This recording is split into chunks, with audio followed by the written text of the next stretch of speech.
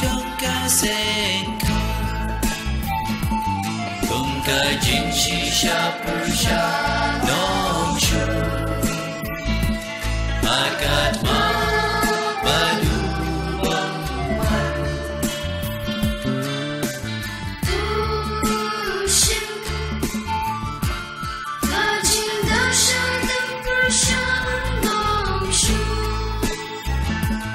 Kabadeka hoka solong rev Akatma kajing yale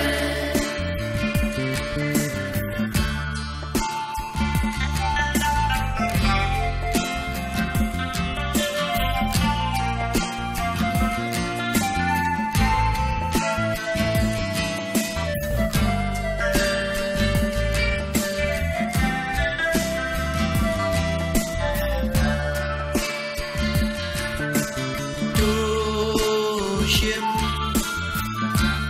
Yaka jing sok chat jongka jing shirham One pen pian yaka gospel jisu Akatma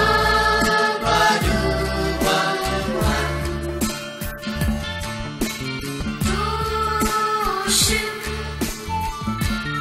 Yakastia dakunga mojinga Mansui pelikit lamdik maman Akatma kajing yale